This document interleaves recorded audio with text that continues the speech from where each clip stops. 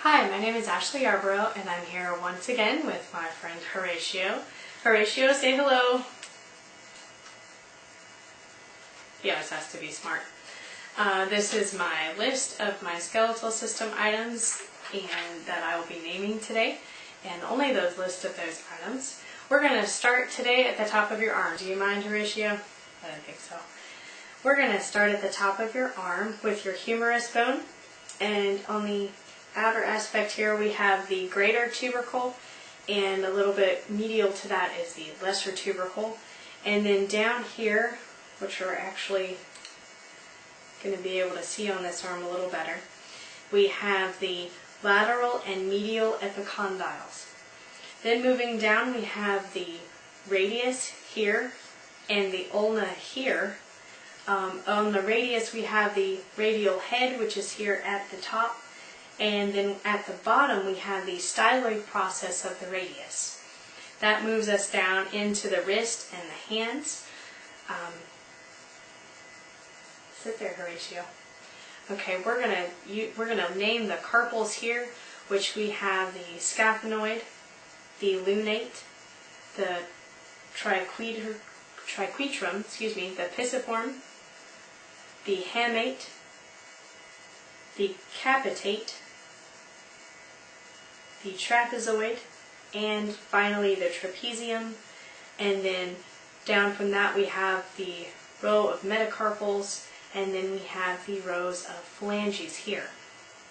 Okay, we're going to move on so that we can find, we're going to play with the pelvis. Don't get ticklish on me.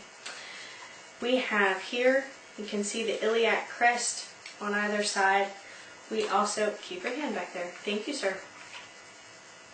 We also here can see we can see the sacroiliac joint on either side here, where the ilium and the sacral region of the spine come together.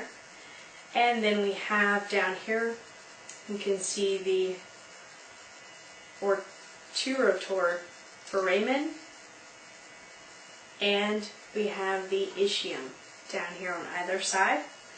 That moves us into our femur bone, where we can see here is the head of the femur bone, this part of the ball and socket joint, and then just behind that we have the neck of the femur, and then on the outside we have the greater trochanter. And then we'll move down into the knee and lower leg region. So we have the patella here, and then we have the larger bone being the tibia and the smaller bone being the fibula, and the front piece here of the tibia that you can feel kind of that we associate as being your shin bone is your anterior crest. Okay, that moves us to the ticklish part.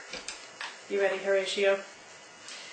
So that moves us down here, where we can see at the back here of the foot and ankle we have, this is one of the tarsals, which all of these in here are considered tarsals, but this one in particular, which creates our heel bone, is the calcaneus.